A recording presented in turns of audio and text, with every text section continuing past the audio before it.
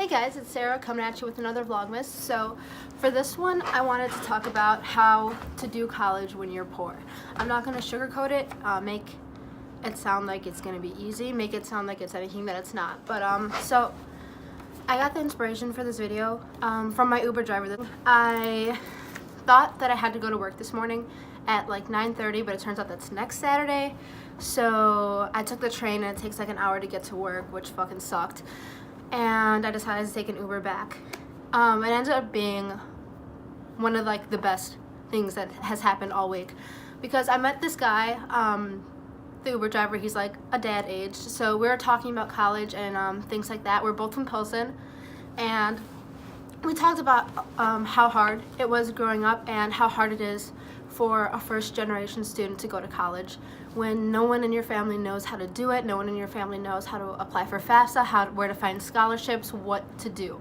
So throughout the conversation I had with this Uber driver, he was telling me how proud he was that someone from the same town, someone from the same ethnicity and same cultural background can achieve just as much success as someone who's been given all the opportunity in the world.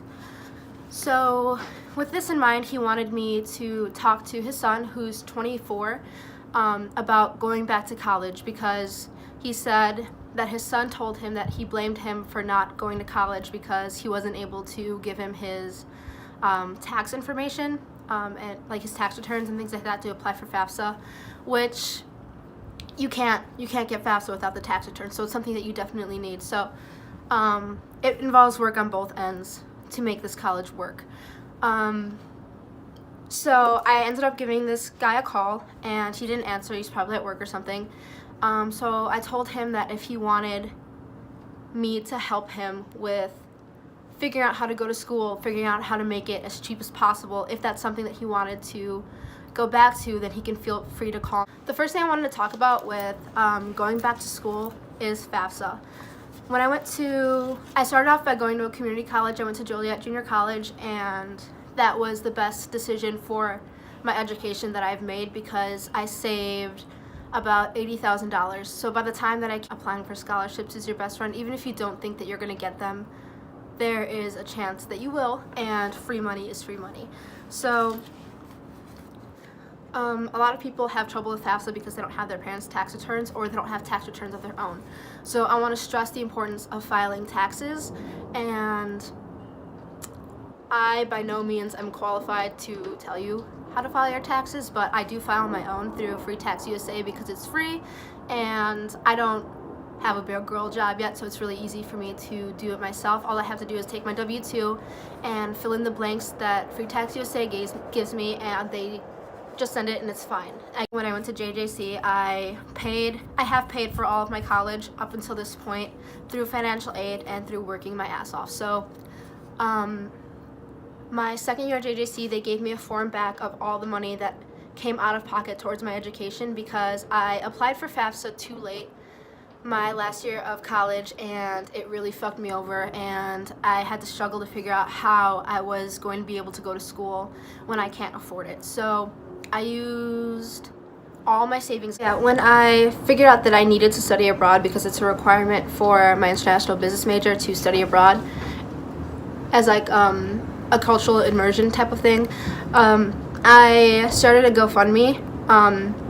A side note, it's never a bad thing to ask for help, which is a topic that I'll get more into later. But when I did this GoFundMe thing, not a lot of people responded to it. Like, my family is more so what let me down. And when I was growing up, they always instilled in me that if I ever needed anything, they could help me if that were needed. So when I did my GoFundMe, I didn't ask for a lot. Basically, none of my family helped me out. The majority of the people who helped me out were like friends, and I am extremely grateful. I will forever be grateful for the people who've helped me out, and I never forget exactly who that is. So it's important to know that once you start going to school and you start making these positive changes in your life, then the people that you love or people that you thought you were the closest to may not always support you. And it has nothing to do with like the path you're taking or who you are or what you're doing. It's more so on their end because they see all of your success and they can't match it. They feel like they can't achieve that themselves. So it's important to let those types of people go and not let them stand in the way or make you discouraged from continuing your education, from striving to reach the goals that you want to achieve. And that's with friends too, because I know that when I was in the city, I was a lot closer to my friends than I was my family. They were more so like the family that I chose for myself. And throughout college, as we've made our separate paths, I've noticed some of them, like my closest friends, don't talk to me as much as they used to, or when I tell them that I'm super excited about something, they don't match my excitement for what I'm doing and the things that are important to me.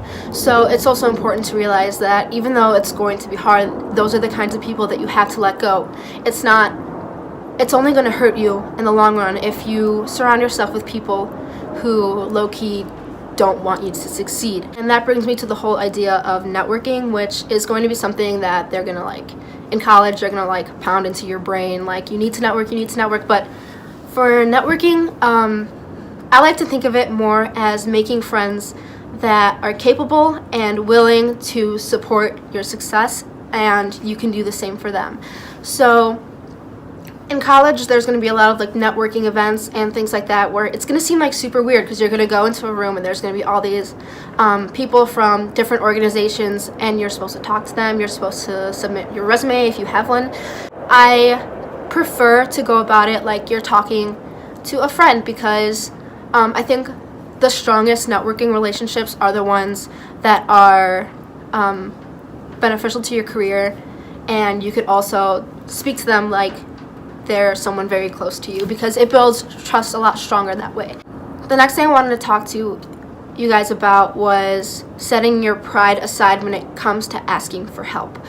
I know that a lot of people, especially minorities and people who grew up very poor, don't like to put that out there, that they were poor, that they were struggling so hard, and I understand that, but when it comes to writing entrance essays or like transfer essays to universities, like bigger universities, they need to hear that. They need to know your struggle because that's what shows the development in your character. It shows that you didn't have the same opportunity as everyone else who goes there had. So you had to work so much harder to get to the same point. And it's not like they're taking pity on you for being the poor kid. What they're doing is they're rewarding you for all the work that you had to put in to get to the point that you're at. And this helped me a lot, realizing that I had to actually open up about the things that hurt me the most growing up and were the biggest obstacles that stood in my way. So when I wrote my essay when I transferred to Loyola, I talked about growing up in the city. I talked about what it was like growing up poor, what it's like to not have a dad, what it was like when I had a dad who was an alcoholic, who abused people, who was not a good person, and how throughout all of that, it more so gave me the drive to continue instead of knocking me down. So that's the type of thing that they're looking for, especially if you think that you can't get in because your GPA is not where you think it needs to be, or if you've dropped out of college before and you don't think that you can come back. So that brings me to the next topic that I wanted to come up to. It doesn't matter how old you are to go to college. This issue arose with my older brother. He is 24, and he, for the longest time, thought that he was too old to go back to college. And this is the same thing that is happening with the Uber driver's son. He's also 24, and he's just working a lot of fast food jobs, and he doesn't think that there's a place for him in college since he's older.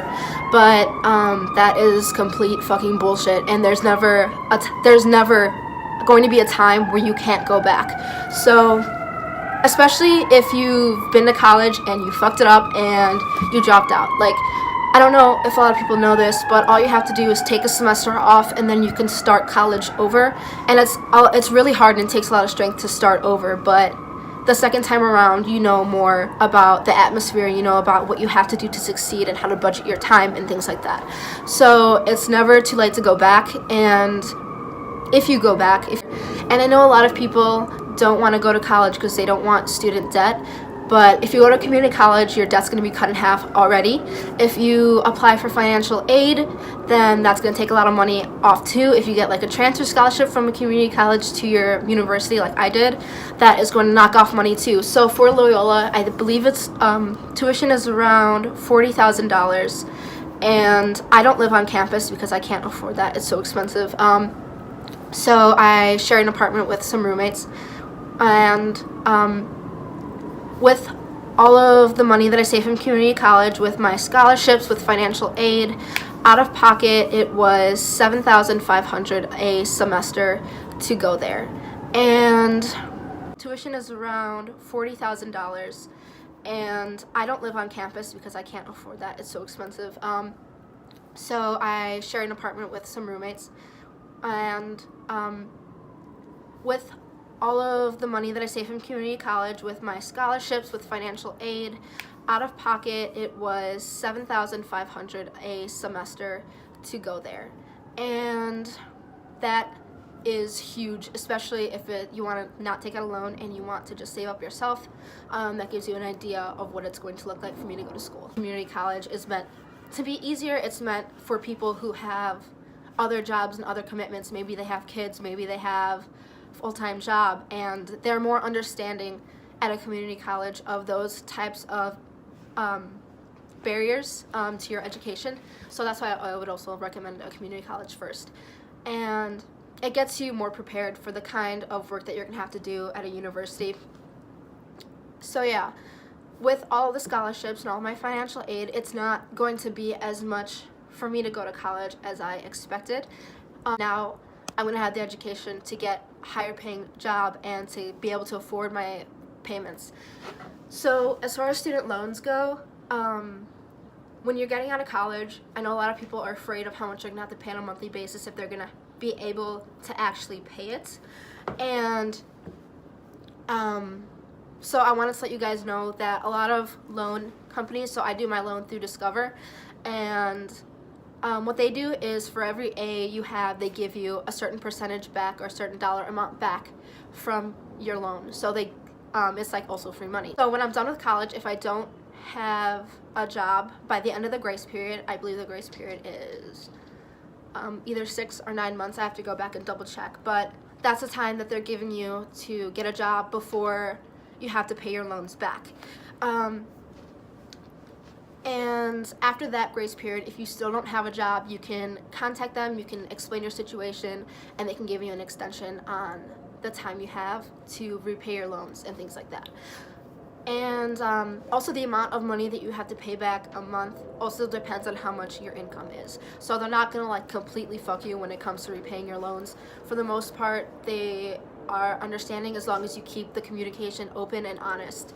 So that's also really important to keep in mind, that it's not as hard as you think it is once you are educated on how to do it. Oh yeah, so after I called the Uber driver's son, he hasn't gotten back to me yet, so I left a message. I was like, hey, if this is what you want to do, I don't want to offend you, but because no one likes to be pushed to go to school, no one likes to be pushed to be told how to live your life, and I wanted to make sure that if I was going to try to offer my help and my time to someone, that they were actually serious about it, you know, because I don't want to waste my time and I don't want to waste anybody else's time. So if anyone is thinking about going back to school, anyone is thinking about how to do it without paying the most money, and don't get me wrong, you're probably going to have to pay money at some point and take out some amount of loan, but remember that you're going to get it back. You are essentially making an investment in your own future, in your own self, and your capabilities and your success, and no one can get in the way of that as long as you are driven yourself. Oh yeah, one more thing. When it comes to college, you have to find something that motivates you, not something that will motivate you in the moment. What motivates me is someone telling me that there's something that I can't do, because I'm like, fucking bitch, bet. So that's what motivates me the most and keeps me driven, is the fact that I know someone somewhere is not believing in my success, and I say fuck that, and I'm going to succeed, and you're going to succeed.